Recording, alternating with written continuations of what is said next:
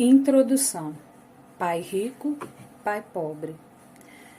Tendo dois pais, tive a escolha entre pontos de vista contrastantes, a visão de um homem rico e a de um pobre. Tive dois pais, um rico e outro pobre. Um era muito instruído e inteligente, tinha PhD e zera um curso universitário de graduação, com duração de 4 anos em menos de 2. Foi então para a Universidade de Stanford, para a Universidade de Chicago e para Northwestern University, sempre com bolsa de estudos. O meu outro pai nunca concluiu o ensino médio. Ambos foram homens bem-sucedidos em suas carreiras e trabalharam arduamente durante toda a vida. Ambos auferiam rendas consideráveis. Contudo, um sempre enfrentou dificuldades financeiras. O outro se tornou o homem mais rico do Havaí. Um morreu deixando milhões de dólares para sua família, para instituições de caridades e para sua igreja. O outro deixou contas a pagar. Ambos eram homens fortes, carismáticos e influentes. Os dois me ofereceram conselhos, mas não me recomendaram as mesmas coisas. Ambos acreditaram firmemente na instrução, mas não sugeriram o mesmo tipo de estudo. Se eu tivesse tido um único pai, teria que ter aceitado ou rejeitado seus conselhos. Tendo dois pais, tive a escolha entre pontos de vista contrastantes, a visão de um homem rico e a de um pobre. Em vez de simplesmente aceitar ou rejeitar um desses pontos de vista, me descobri pensando mais, comparando-os e escolhendo por mim mesmo. O problema é que o homem rico ainda não era rico e o pobre ainda não era pobre. Ambos estavam no início de suas carreiras e lutavam por dinheiro e pela família, mas tinham ideias muito diferentes sobre o dinheiro. Por exemplo, um dos meus pais dizia: o amor ao dinheiro é a raiz de todo o mal. O outro: a falta de dinheiro é a causa de todos os problemas. Quando garoto, a influência de dois pais, ambos homens fortes, gerava uma situação complicada. Eu queria ser um bom filho e os ouvia, mas os dois pais não falavam a mesma língua. O contraste entre suas ideias, especialmente no que se referia ao dinheiro, era tão extremo que eu ficava curioso e intrigado. Comecei a pensar profundamente sobre o que cada um deles dizia. Muito do meu tempo era gasto refletindo, fazendo-me perguntas como: por que ele falava isso? A respeito das afirmações dos meus pais. Teria sido muito mais simples falar: sim, ele está certo, concordo com isso. Ou simplesmente rejeitar um ponto de vista dizendo: o velho não sabe do que está falando. Porém, tendo dois pais que eu amava, fui forçado a escolher e a pensar um dos caminhos por mim mesmo. Esse processo de escolher sozinho se mostrou muito valioso em longo prazo. Não se tratou simplesmente da aceitação ou rejeição de um único ponto de vista. Uma das razões pelas quais os ricos eram mais ricos, os pobres mais pobres e a classe média luta com as dívidas é que o dinheiro não é um tema ensinado em casa ou na escola. Muitos de nós aprendemos sobre dinheiro com nossos pais. O que um pai pobre pode dizer a respeito de finanças para seu filho? Ele diz simplesmente: fique na escola e estude muito. O outro pode se formar com ótimas notas, mas terá uma programação financeira e uma mentalidade de pessoa pobre. 20 anos atrás. Sua casa não é um ativo. 20 anos atrás. O relógio da dívida. Avance 20 anos rapidamente e a dívida norte-americana está assustadora. Segundo a imprensa, está próxima de 20 trilhões. Isso são trilhões com T maiúsculo. Infelizmente, lidar com o dinheiro não é ensinado nas escolas. Elas se concentram nas habilidades acadêmicas e profissionais, mas não nas financeiras. Isso explica por que médicos, gerentes de bancos e contadores que tiveram ótimas notas enquanto estudantes terão problemas financeiros durante toda a sua vida. Nossa dívida nacional alarmante se deve em boa medida a políticos e funcionários públicos muito instruídos, mas que tomam decisões financeiras com pouco ou nenhum treinamento nessa área. Atualmente, fico pensando o que acontecerá quando houver milhões de pessoas precisando de assistência médica e financeira. Elas se tornarão dependentes do apoio financeiro de suas famílias ou do governo. O que acontecerá quando o Medicare e a Previdência Social ficarem sem dinheiro? Como uma nação sobreviverá se ensinar sobre dinheiro continuar sendo tarefas dos pais, cuja maioria será ou já é pobre? Como tive 2 pais para me influenciar, aprendi com ambos. Tive que refletir sobre os conselhos de cada um deles e, ao fazê-lo, percebi o poder e o impacto dos nossos pensamentos sobre a nossa própria vida.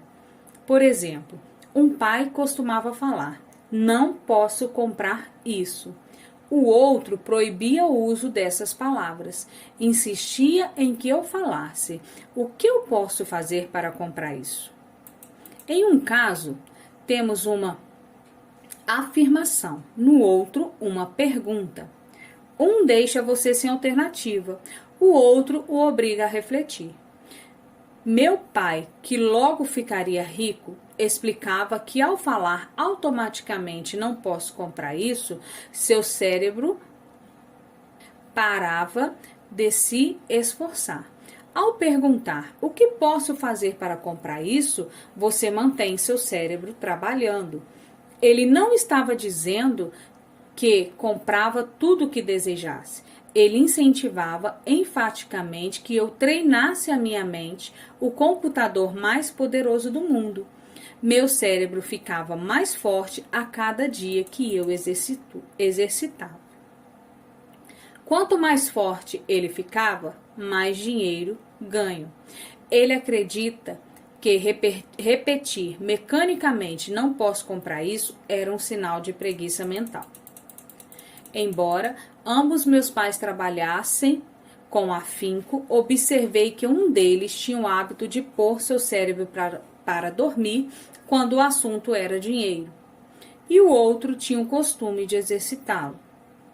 O resultado era que, ao longo do tempo, um dos meus pais ficava financeiramente mais forte e o outro enfraquecido. Isso não é muito diferente do que ocorre quando uma pessoa faz exercícios físicos regulares, enquanto outra senta no sofá e assiste à televisão. O exercício físico adequado aumenta suas chances de ter uma boa saúde, e o mental amplia suas chances de ficar rico. A preguiça reduz tanto a saúde quanto a riqueza. Meus 2 pais tinham atitudes mentais diferentes. Um acreditava que os ricos deviam pagar mais impostos para atender aos menos afortunados. O outro dizia: os impostos punem os que produzem e recompensam os que não o fazem. Um dos meus pais recomendava: estude arduamente para poder trabalhar em uma boa empresa. O outro falava: dedique-se aos estudos para conseguir comprar uma boa empresa. Um dos meus pais dizia: não sou rico porque tenho filhos. O outro: tenho que ser rico por causa de vocês, meus filhos. Um incentivava as conversas sobre dinheiro e negócio na hora do jantar. O outro proibia que se falasse do assunto durante as refeições. Um recomendava com questões financeiras: seja cuidadoso, não se arrisque. O outro: aprenda a administrar o risco. Um afirmava: nossa casa é nosso maior investimento e patrimônio. O outro, a minha casa é uma dívida, e se sua casa for seu maior investimento, você terá problemas. Ambos os meus pais pagavam suas contas no prazo, mas um deles as pagava em primeiro lugar, enquanto o outro as deixava para a última hora. 20 anos atrás, sua casa não é um ativo. A crise do mercado imobiliário de 2008 foi uma mensagem clara de que sua casa não é um ativo. Ela não só coloca dinheiro no seu bolso, como não podemos contar que se valorizará. Muitos imóveis em 2017 valem ainda menos do que valiam em 2007. Um deles acreditava que a empresa ou o governo deveria cuidar de você e de suas necessidades. Estava sempre preocupado com aumentos salariais, planos de aposentadoria, benefícios médicos, licenças, férias e outros benefícios. Ele ficava impressionado com 2 de seus tios que foram para o exército e se aposentaram com vários benefícios após 20 anos de serviço ativo. Ele adorava a ideia de assistência médica e outros benefícios concedidos a veteranos aposentados. Ele também se empolgava com as cátedras vitalícias do sistema universitário. A ideia de estabilidade no emprego e benefícios trabalhistas lhe parecia às vezes mais importante do que o próprio emprego. Dizia frequentemente: trabalhei muito para o governo, mereço essas mordomias. O meu outro pai acreditava na total autossuficiência financeira. Ele sempre se manifestava contra a mentalidade de direito adquirido e falava que isso criava pessoas financeiramente fracas e necessitadas. Ele dava muita ênfase à competência financeira. Um dos meus pais lutava para poupar alguns poucos dólares, o outro simplesmente criava investimentos. Um pai me ensinou a escrever um currículo impressionante para que eu pudesse encontrar um bom emprego. O outro a fazer planos financeiros e corporativos consistentes, de modo que eu pudesse criar empregos. Ser o resultado da criação de 2 pais fortes me proporcionou o luxo de observar o impacto de diferentes formas de pensar sobre a própria vida. Observei que as pessoas moldam suas vidas por meio de seus pensamentos. Por exemplo, meu pai pobre sempre me dizia: nunca vou ficar rico, e isso acabou acontecendo. Meu pai rico, por outro lado, sempre se referia a si próprio como sendo rico. Ele dizia coisas como: sou um homem rico e pessoas ricas fazem isso. Mesmo que estivesse totalmente quebrado após um revés financeiro, ele continuava a se considerar um homem rico. Ele se justificava dizendo: há uma diferença entre ser pobre e estar quebrado. Estar quebrado é temporário, a pobreza é eterna. Meu pai pobre dizia: não ligo para dinheiro, ou o dinheiro não é importante. Meu pai rico sempre dizia: dinheiro é poder. A força dos nossos pensamentos nunca poderá ser medida ou avaliada, mas desde jovens se tornaram óbvias para mim a tomada de consciência dos meus pensamentos e a forma como eu me expressava. Observei que meu pai pobre não era pobre por causa do dinheiro que ganhava, que era bastante, mas por causa de seus pensamentos e ações. Quando garoto, tendo 2 pais, me tornei consciente de que deveria ser cuidadoso com os pensamentos que decidisse adotar como os meus. A quem ouviria? A meu pai rico ou a meu pai pobre? Há uma diferença entre ser pobre e estar quebrado. Estar quebrado é temporário, a pobreza é eterna. Embora ambos tivessem um enorme respeito pela educação e pelo aprendizado, eles discordavam quanto ao que era importante aprender. Um queria que eu estudasse arduamente, me formasse e conseguisse um bom emprego para trabalhar por dinheiro. Ele queria que eu estudasse para me tornar um profissional, um advogado ou um contador, ou que fosse para uma faculdade de administração para obter um MBA. O outro me incentivava a estudar para ficar rico, para entender como funcionava o dinheiro e para aprender como fazê-lo trabalhar para mim. Não trabalho por dinheiro, costumava repetir. O dinheiro trabalha para mim. Com 9 anos, resolvi ouvir e aprender com meu pai rico tudo sobre dinheiro. Optei por não dar ouvidos a meu pai pobre, mesmo que fosse ele quem possuísse todos os títulos universitários. Uma lição de Robert Frost. Robert Frost é o meu poeta favorito. Embora goste de muitas de suas poesias, a minha preferida é A Estrada Não Trilhada. Quase todos os dias recorro às suas lições. A estrada não trilhada. Num bosque, em pleno outono, a estrada bifurcou-se, mas sendo um só um caminho tomaria. Assim, por longo tempo, eu ali me detive. E um deles observei até um longo declive, no qual, dobrando, desaparecia.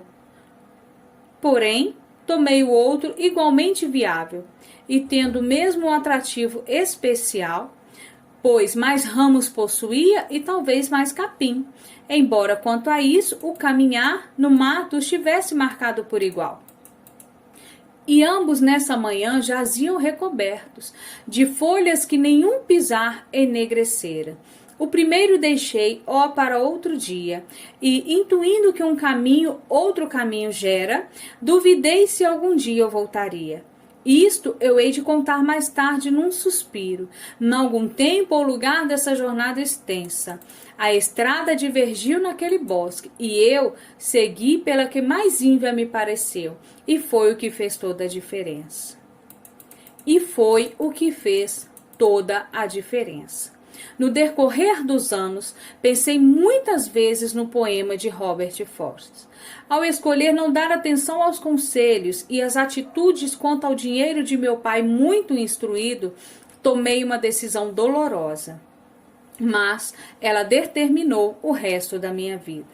Com a decisão de a quem dar ouvidos, teve início a minha educação financeira. Meu pai rico me deu lições ao longo de um período de 30 anos, até que cheguei aos 39 anos de idade. Suas lições pararam quando ele percebeu que eu conhecia e entendia plenamente o que ele estava tentando martelar na minha cabeça, às vezes também fechada. O dinheiro é uma forma de poder. Mais poderosa ainda, entretanto, é a educação financeira. O dinheiro vem e vai, mas se tiver sido educado quanto ao seu funcionamento, você adquire poder sobre ele e começa a construir riqueza. O motivo pelo qual o simples pensamento positivo não é eficaz é que a maioria das pessoas foi à escola e nunca aprendeu como o dinheiro funciona, e assim passa a sua vida trabalhando por ele. Como comecei com apenas 9 anos, as lições que meu pai rico me ensinou foram simples. E quando tudo foi dito e feito, encontramos apenas 6 lições, repetidas ao longo de 30 anos. Este livro trata dessas 6 lições, expostas da maneira mais simples possível, da forma como meu pai rico as passou para mim.